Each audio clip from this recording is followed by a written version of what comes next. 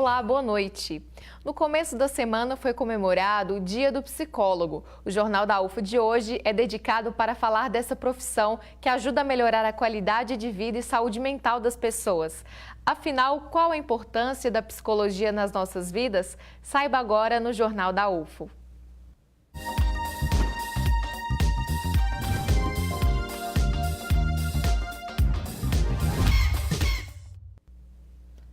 Hoje, Uberlândia faz aniversário de 130 anos. Que tal conhecer parte dessa história pelos olhos de quem é morador da cidade? Confira na reportagem de Letícia Brito e Célio Júnior. Tem gente que nasceu e cresceu aqui, gente que veio de outros lugares e escolheu ficar, gente que veio e acabou indo embora. Mas muitos escolhem ou precisam permanecer. Em 2017, eram 676.613 habitantes. E cada uma dessas centenas de milhares de pessoas tem a própria história, experiências e lembranças. Glenda veio para Uberlândia com 15 anos de idade, morava pertinho, em Araguari. Eu vim primeiro e logo depois eles vieram transferido porque ele trabalhava em administração de obras da CEMIG. Aí a gente ficou todo mundo aqui, mas eu vim estudar, vim fazer faculdade. Ela, que gosta de colecionar objetos antigos e sabe da história de praticamente todos eles, sabe dizer também como era a Uberlândia do início da década de 90, quando chegou. Uberlândia era lindo, Uberlândia era elegante, era uma cidade tranquila, uma cidade bonita, uma cidade limpa, arborizada. O centro da cidade era tudo, né? Porque não existia shoppings, né? Então todos os passeios nossos eram no centro. No Natal a cidade era toda iluminada. Então, assim, eu tenho uma saudade desse centro da cidade, desse passear, da Praça da Bicota.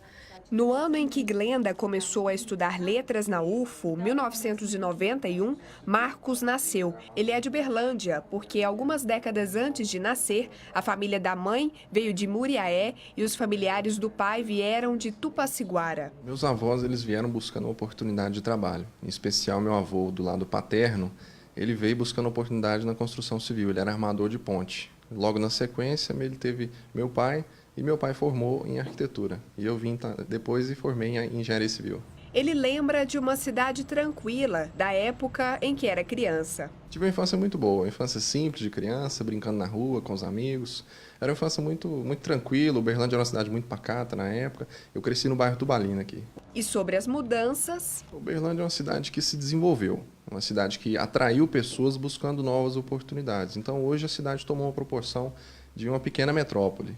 Aumentou o fluxo de carros, aumentou o fluxo de pessoas, não tem a mesma segurança que tinha alguns anos atrás. Glenda acha que Uberlândia poderia ser melhor cuidada, principalmente em relação à preservação de prédios ou lugares que contam a história da cidade. Quando eu vim para cá, prédios que existiam, que podiam ter sido restaurados, ter sido preservados, são sempre jogados no chão aqui. Eu vejo isso muito. Há pouco tempo eu vi né? E assim, não guarda a história. O Uberlândia está perdendo muito isso. Eu acho que vem muito das pessoas que vêm para Uberlândia, né? De não ter esse cuidado com a cidade. Marcos gosta de saber que pessoas vindas de outros lugares escolhem Uberlândia para morar. Eu acho muito bacana, porque um dia os meus avós e outras pessoas vieram para cá também buscando essa oportunidade. E o que significa Uberlândia para você? Uberlândia para mim é terra fértil, a cidade de referência para o Brasil.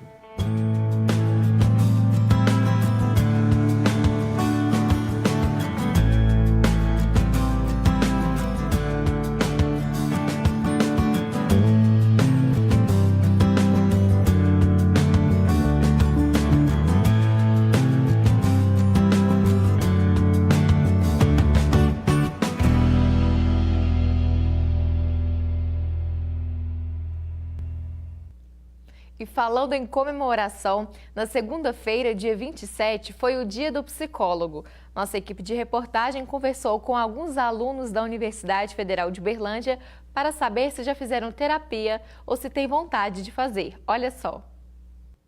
Eu acho que o que vem acontecendo comigo na terapia realmente é essa questão de saber discernir os processos e as coisas que eu preciso fazer na minha vida.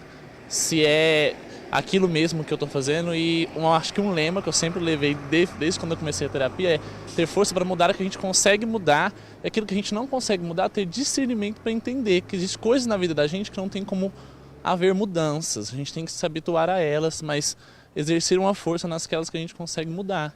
Foi isso muito que o terapeuta sempre bateu na tecla comigo, Lucas. Mude aquilo que você pode mudar. Você não pode mudar, então se habitue com aquilo. Passa a processuar aquilo na sua vida de uma forma mais calma, mais tranquila, porque você está levando a sua vida de uma forma muito intensa, de uma forma muito...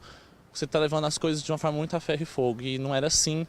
A vida é mais calma, a vida é mais tranquila, a gente precisa dar um passo de cada vez, e não 5 passos, e avançar o sinal vermelho sempre que for necessário. Quando eu tinha uns 8 anos de idade, mais ou menos, assim, por conta assim, de questões mais familiares e essas coisas. Tem vontade de voltar? Sim, bastante. Por que você acha que ia ajudar? Sim, muita coisa. Eu acho que, tipo, muito trauma, assim, às vezes do passado, certas questões, assim, mais tenebrosas, assim, que ficam... Que a gente, às vezes, não consegue identificar o que é, e, às vezes, uma pessoa, um bom psicólogo, assim, pode ajudar a lidar com esses problemas, sabe? Então você planeja voltar algum dia? Com certeza, ainda mais por recomendação de muitos amigos que estão fazendo e têm falado assim de melhoras assim mesmo na qualidade de vida, na saúde, com certeza. Já sim, eu fiz durante 3 meses, enquanto eu passava por um processo depressivo, questão da faculdade, questão da família, né? Todo mundo sempre acaba passando alguma coisa. Te ajudou? Ajudou bastante, eu consegui lidar melhor com os meus problemas sozinhos, consegui conversar melhor com os meus amigos, com os meus pais sobre o que me afetava. E por que você resolveu sair? Você pensa em voltar algum dia, se precisar? Penso sim, se eu tiver mais disponibilidade, né, a faculdade exige muito tempo e esse foi um dos motivos que eu comecei a terapia. Então, se eu tivesse mais disponibilidade e também dinheiro, né, um fator importante, eu voltaria a fazer terapia. É algo que nos ajuda a analisar melhor o que está acontecendo com a gente e saber resolver, né, que é o importante. E as convidadas do Jornal da UFO de hoje são Marcela Borges Leite, que é psicóloga e mestre em psicologia aplicada pela UFO. Boa noite, bem-vinda, Marcela. Obrigada. E aqui do meu outro lado está a Carol Junqueira, que também é psicóloga formada pela UFO e especialista da saúde hospitalar. Carol, boa noite, seja bem-vinda. Boa noite, Gisele. Gratidão pela oportunidade, tá bom? Nós que poder agradecemos. compartilhar. Nós vimos agora há pouco, então, os estudantes falando que já fizeram terapia, que acham importante. Na sua vivência clínica, você percebe que as pessoas hoje valorizam mais a terapia, não tem mais aquele preconceito de antigamente? Então, Gisele, para a gente poder começar aqui, eu falo que o tema hoje está sendo muito pertinente, né, para nós podermos abordar isso, por causa desse estereótipo de antigamente era visto como um profissional que era para tratar da loucura. Não, hoje a gente vê que nós profissionais estamos atuando na área de trabalhar esse ser humano como um todo, para ele poder ter como ferramenta dele se autoconhecer. Até eu falo com meus pacientes, quando você chegar mais cedo para a terapia, mais você vai se conhecer, mais você vai se posicionar diante das questões da sua vida. Então, sim, nós temos ganhado um reconhecimento, né, temos ganhado abertura e confiança também nas questões profissionais que estamos desenvolvendo. Muito boa. E a saúde mental hoje é uma preocupação nessa atual geração? Como é que você vê isso, Marcela? Então, é uma preocupação, né? Existe uma preocupação com a saúde como um todo, com a saúde mental, mas a gente vê também uma dificuldade de lidar com essas questões, né? A sociedade hoje impõe um ritmo muito acelerado, exige da gente que a gente esteja sempre respondendo, sempre atendendo, que a gente se desenvolva, que a gente produza, que a gente esteja de alguma forma sempre em produção, né? E eu acho que isso tem afetado muito essa qualidade de vida das pessoas, a condição de lidar com os relacionamentos humanos, né? E eu acho que tem, apesar das pessoas estarem preocupadas com isso, eu vejo uma preocupação, às vezes, muito distante de um cuidado disso. Às vezes, mais como uma coisa para aliviar do que realmente a buscar um profissional, um psicólogo que possa realmente, aprofundar nesse autoconhecimento, nessa condição de lidar com essas questões que são da nossa sociedade, né? E nós vimos, hoje é muito comum se falar, por exemplo, sobre transtornos de ansiedade, síndrome do pânico e tantos outros. Realmente esses casos estão mais frequentes nos dias atuais? Então, a ansiedade em si é uma base da nossa constituição humana, né? Aí é o que cada um vai acessar ela que pode provocar ela estar alto ou baixa, para o nosso controle, assim como o medo, a tristeza, a alegria. Então, é desse ser humano saber como lidar com essa questão quando chega. Mas sim, devido à nossa modernidade, às tecnologias, né, as convivências, a questão da cobrança e da autocobrança, porque a gente viu num depoimento de um rapaz, aí ele falou assim, né, a faculdade em si cobra muito, quando eu tiver disponibilidade, aí eu volto. Então, a gente está vendo que a cobrança em si é um dos fatores que, às vezes, tem influenciado isso na questão do aparecimento desses transtornos e também a falta de conhecimento, da gente lidar com uma agenda, né? Eu tenho um tempo para fazer isso, eu vou ter um tempo para fazer isso, mas eu preciso de um tempo para mim também.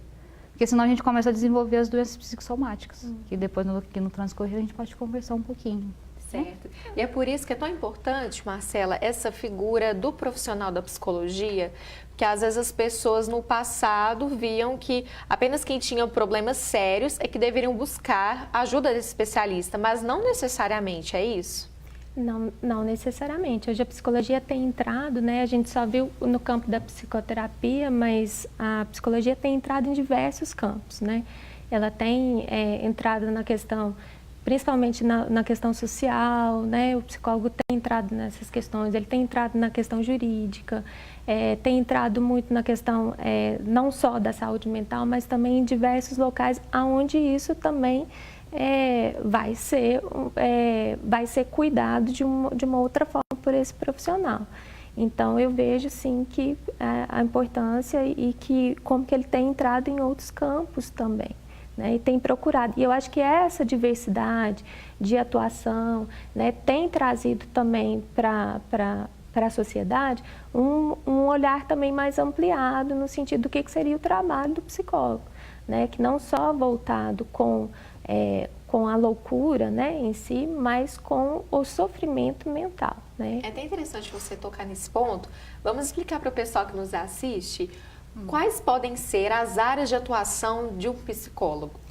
Nossa, hoje a gente... São infinitas, né? Mas algumas principais, né? Hoje a gente tem psicólogo na saúde, nós temos psicólogos no judiciário, nós temos psicólogos na assistência social, no SUS, temos psicólogo trabalhando com questões de terra, temos psicólogo trabalhando com emergências e desastres, no esporte, tem psicólogo no hospital, né? Hoje a gente tem a entrada do psicólogo em diversos campos, assim, né? Porque é sempre um olhar mesmo que amplia, né, tanto os trabalhos multiprofissionais quanto as questões, né, no jurídico. Ele vem com um olhar diferenciado também, que de uma certa forma amplia a condição de lidar com aquelas questões que estão postas ali, né?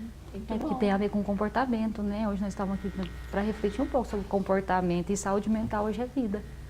Né, Gisele, estávamos conversando com a Marcela, como é que está a nossa atuação, como é que tem sido os nossos colegas, né? Pensar sobre o dia do psicólogo também é rever as nossas práticas. Né, o campo que nós temos ganhado como reconhecimento também, o que estamos fazendo em prol desse reconhecimento. É interessante esse ponto que você está falando, porque o psicólogo também, ele tem algumas regras de conduta no exercício profissional dele. Por exemplo, não pode atender parentes de primeiro grau. Quais seriam outros cuidados que os profissionais têm para que o trabalho seja feito da melhor forma possível? No campo da ética, né, eu acredito que a Marcela vai poder contribuir mais com a gente nesse sentido da ampliação da ética como representante do CRP, né? Mas tem isso mesmo, esse parente de primeiro grau, questões de relacionamentos, famílias. Vou deixar a bola para a Marcela. Não, fica com você, Marcela, essa pergunta. Então, tudo vai depender mesmo da ferramenta que o profissional utiliza, da fundamentação teórica e técnica, né? Então, quando você fala, não pode atender parente em primeiro grau, a questão é que quando algum tipo de vínculo profissional possa afetar a qualidade do trabalho. Então, por exemplo, tem algumas ferramentas, algumas teorias que é possível trabalhar, né, essa questão, por exemplo, do parentesco de uma determinada forma. Outras não vai possibilitar. Então, se houver essa interferência, aí há um impedimento, né? Mas o que mais, as questões que vão, né, permear a ética na psicologia é o cuidado e o respeito aos direitos daquele sujeito que está sendo submetido ao serviço, né? Então, com relação, por exemplo, o psicólogo ele não pode induzir, né, a alguma crença, a alguma filosofia, alguma ideia moral, né? Porque a gente deve respeitar aquilo que vem do outro, né? E não impor a ele alguma condição. E que é um dos diferencial do profissional, né? No vídeo, as pessoas falam terapia, né? Eu tenho sempre hoje buscado reforçar a diferença entre o psicólogo, porque a gente sabe que existem outros terapeutas, né? Não criticando a atuação dessas profissões, mas há um diferencial com relação à psicologia, que é uma profissão regulamentada e é onde vai haver esses limites de atuação, né? Então, esse profissional também vai ser responsabilizado se, de alguma forma, ele ultrapassar esses limites, que é o respeito a esse sujeito, aos direitos, a percepção também do lugar desse sujeito na sociedade, a percepção da sociedade enquanto também criador ou de uma sustentação de um sofrimento mental, né? Então, esses limites vai haver por conta da questão ética mesmo, o respeito aquele indivíduo e aquilo, né, dele ser realmente orientado, encaminhado, cuidado, né, com respeito. Então, tudo que, de alguma forma, possa afetar a qualidade daquele serviço, isso vai ter um impedimento ético. E faz parte também desse exercício diário do psicólogo ele também ser acompanhado por um outro terapeuta, porque eu acredito que no dia a dia, no consultório, vocês escutam, né, várias histórias de vida. E vocês também, como psicólogas, vocês também precisam ter um acompanhamento ou não é uma regra necessariamente? Não, como a gente fala assim, que nós temos a ferramenta do supervisor, né, para alguns casos que a gente leva para compartilhar. E como a gente está sendo cuidado, né, estamos cuidando de outras vidas, nós também somos cuidados. Então, é importância, sim, nós profissionais temos o nosso psicólogo e o nosso supervisor. É ético, né, Márcia? Não é obrigatório. Não é obrigatório. Né? Mas é uma forma, sim, de qualificar a prestação de serviço. Porque se a gente, né, enquanto psicólogo, não vê a necessidade de estar sendo submetido a um serviço, como é que a gente vai poder ofertar esse serviço para o outro? Então, existe uma importância, existe sim um benefício para todos nós, não só quem é psicólogo, como toda a sociedade. Então, a gente reconhecendo isso, a gente também tem, né, esse cuidado com a saúde mental, porque, afinal de contas, a gente é uma referência para aquela pessoa, né, uma referência de cuidado. Então, minimamente a gente tem que estar bem para cuidar do outro. Aí é né? que pode entrar a questão das pessoas mistificarem a figura do psicólogo, né? O psicólogo não tem problema, o psicólogo ele não sofre, ele não tem família, mas a gente passa pela questão de humanidade também, né? Por isso que, além de cuidar, nós vamos cuidar da gente para poder separar o que é meu, o que é de fato do paciente. Quando a Marcela fala que a gente tem que ter o respeito e a ética, é isso mesmo, é separar o que é meu, o que é aquele outro que entra na minha sala. Eu não estou ali para impor meu juízo de valor, meu juízo moral, não tem que determinar. Uma coisa que nós temos trabalhado é isso, nós não orientamos, nós não damos conselhos, nós apresentamos assim, ele traz a história e os caminhos são ali amplificados para ele poder tomar uma decisão. Mas tudo perpassa pela tomada de consciência dele primeiro. Ok, daqui a pouco a gente continua a nossa entrevista. Vou chamar um breve intervalo e daqui a pouco nós voltamos. Hoje ainda tem a agenda cultural, não saia daí. O JU volta já já.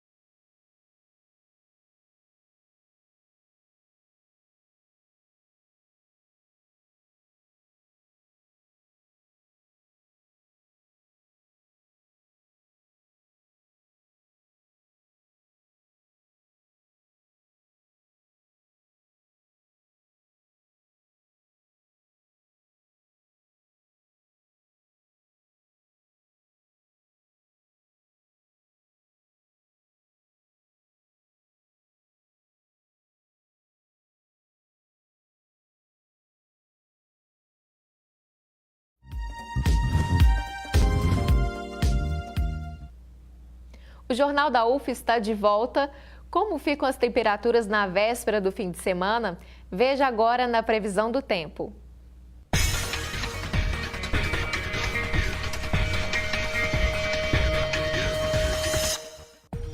O fim de semana chega quente e ensolarado em Uberlândia. A mínima é de 18 e a máxima 31 graus. Sol também em Monte Carmelo. As temperaturas ficam entre 16 e 32 graus. Patos de Minas tem sol e tempo seco. Mínima de 18 e máxima de 31 graus. No sábado, o dia fica quente e seco em Utuiutaba. No domingo, o tempo fica nublado e há possibilidade de chuva à tarde. A mínima é de 20 e a máxima 35 graus no fim de semana. Em Patrocínio, o fim de semana fica ensolarado e com temperaturas amenas. A mínima é de 13 e a máxima 26 graus. Marcela, hoje nós vivemos em uma sociedade hiperconectada.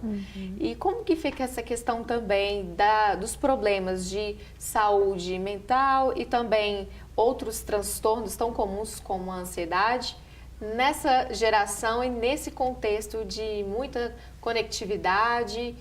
Como é que fica essa questão? A gente tem pensado muito na psicologia, né, em relação a as novas tecnologias, porque elas vêm mesmo trazendo uma nova constituição psíquica mesmo, né? É uma coisa que modificou não só a questão do desenvolvimento, da tecnologia, da possibilidade de comunicação, mas também a forma de funcionamento do ser humano, né, na forma como ele se relaciona, na forma como ele ele está vivendo em sociedade, né? E você tinha até falado, né, aumentou essa questão da depressão, da síndrome do pânico. Eu acho que tem a ver com essas novas tecnologias, esses novos desenvolvimentos, porque são questões que levam um certo... É meio absurdo a lógica mesmo, né? Porque elas são criadas para quebrar as barreiras físicas, as distâncias e tudo mais, só que ao mesmo tempo a gente acaba engolfado por elas e ficando meio escravizado, né? Como se fosse tão perto, mas tão longe ao mesmo tempo. É como se fosse... Elas são criadas para a gente se aproximar e...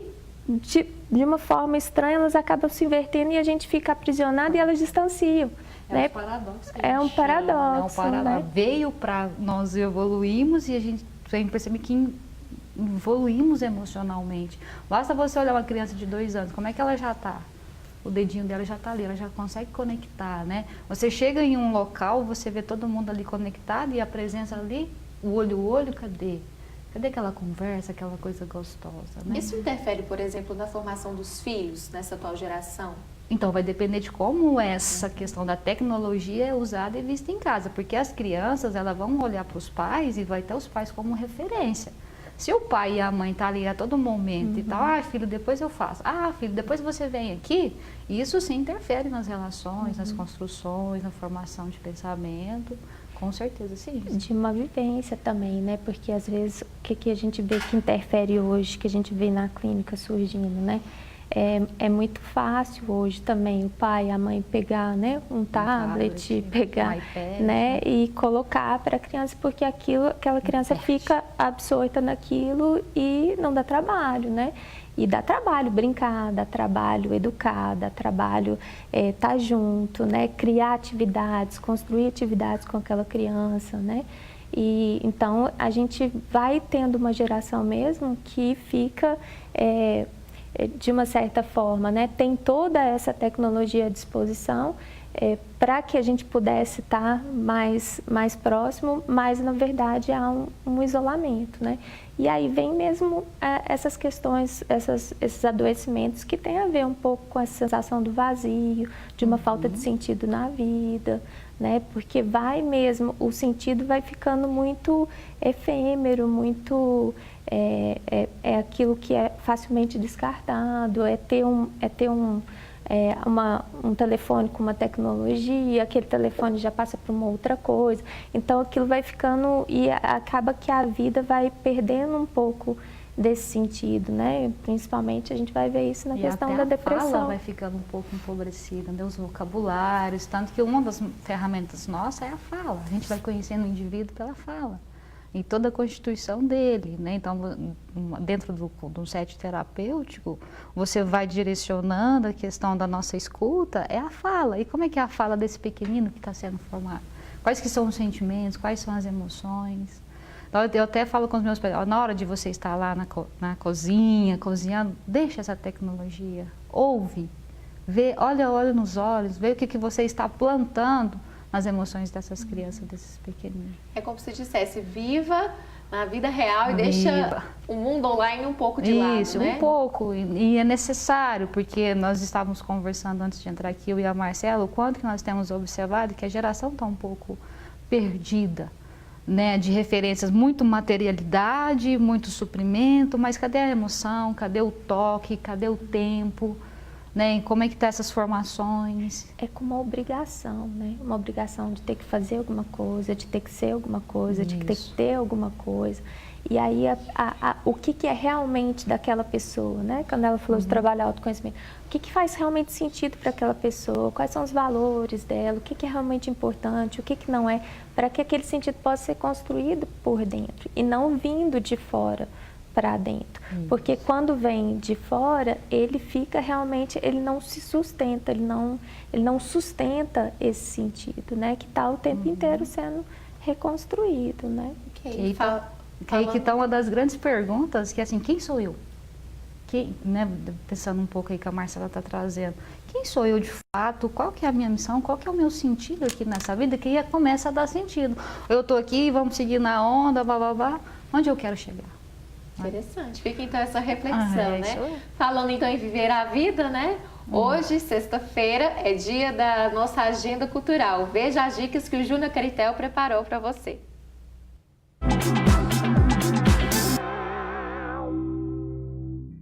Olá, boa noite. Hoje é sexta-feira, dia de agenda cultural aqui no Jornal da UFO. Nós separamos algumas dicas para você ficar atualizado do que fazer no fim de semana. Para começar, você que gosta de teatro tem que ficar de olho nessa dica. Que tal participar de oficinas de teatro aqui na UFO? Tem aulas para todas as idades, inclusive para crianças. A repórter Letícia Brito tem as informações. É uma ótima oportunidade para quem nunca teve contato com o teatro experimentar pela primeira vez e também para quem já tem certa vivência no teatro continuar nessa prática. Para entender melhor, eu converso com dois organizadores que estão ao meu lado, o Guilherme e a Rosana. Vou conversar primeiro com a Rosana. Rosana, a oficina Comufo já tem uma certa história, né? Me explica isso. Sim, o Comufo já acontece há mais de 10 anos aqui dentro do curso de teatro. A primeira edição dele aconteceu em 2006 e desde então essas oficinas são semestralmente. É uma realização do estágio supervisionado 3, que é um componente curricular, onde nós, estudantes da graduação do curso de teatro, ministramos essas oficinas gratuitamente para a comunidade. Muito bacana. E outro detalhe importante é que tem turmas com bastante diversidade, não é isso, Guilherme? Sim, as turmas geralmente são bem diversas. Temos desde crianças, jovens, adolescentes e adultos, e alguns têm enfoques especiais, que são, por exemplo, a turma de idosos, tem a turma de mulheres negras, mulheres negros, e é isso. Muito bacana. Bom, então para participar, como é que o pessoal se inscreve? No dia 4 de setembro, vai cair numa terça-feira, às 18 horas serão abertas as inscrições e a gente vai fechar as inscrições às 21 horas do mesmo dia. As inscrições acontecem presencialmente aqui no Bloco 3M, na Universidade Federal de Uberlândia, mais especificamente na Sala LAC. E é muito importante destacar que os participantes menores de idade devem vir acompanhados com o responsável para que possa assinar a ficha de inscrição. E é só chegar por ordem de chegada, são 20 vagas para cada turma, tá bom? Ótimo, muito obrigada pelas informações, pessoal. Fica aí o convite para participar. Hoje, aniversário de Uberlândia e feriado na cidade, tem uma programação bacana para você aproveitar. Tem show gospel e com entrada franca no Camaru logo mais à noite, você não pode perder. No sábado, tem show dos cantores sertanejos Marília Mendonça e Cléo de Bar. A apresentação vai ser também no Parque de Exposições a partir das 7 horas da noite. A festa está garantida. E detalhe, daqui a pouco, assim que o Jornal da UFO encerrar, tem ópera promovida por um curso de extensão da UFO. A grande novidade é que a direção cênica fica por conta de uma artista dos Estados Unidos. Olha só. O espetáculo é uma iniciativa do projeto de extensão da UFO, Estúdio Ópera. Para ter mais detalhes, eu converso com o professor do curso de música, o Flávio, e a Catherine, que foi convidada para dirigir o espetáculo. Professor, o que o pessoal pode esperar quanto ao enredo da ópera?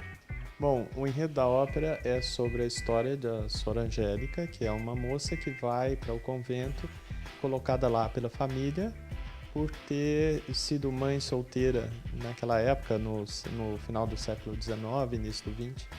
E ali ela está para expiar esse grande pecado da vida dela.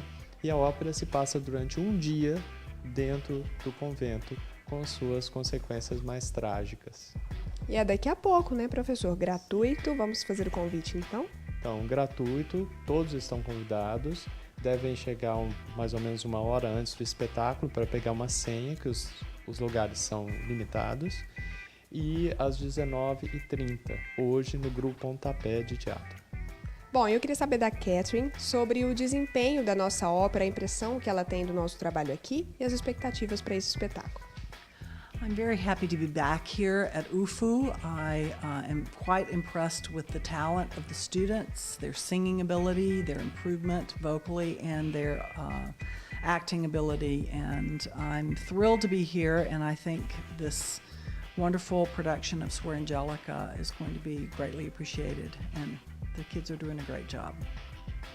Então, ela disse que está muito feliz de estar aqui conosco e que nosso trabalho de canto e de encenação tem melhorado bastante, tem crescido e que ela acha que vai ser um grande espetáculo, que ela está muito feliz com essa possibilidade.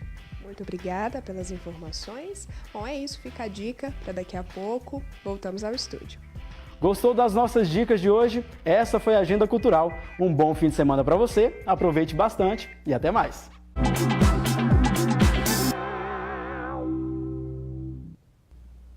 Infelizmente, nosso tempo chegou ao fim. Quero agradecer a presença das nossas convidadas. Marcela, obrigada e uma ótima noite para você.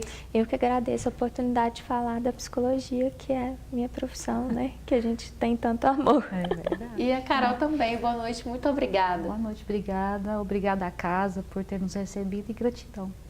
Tá certo. O Jornal da UFO de hoje, então, termina agora. Para você, uma ótima noite e um excelente fim de semana.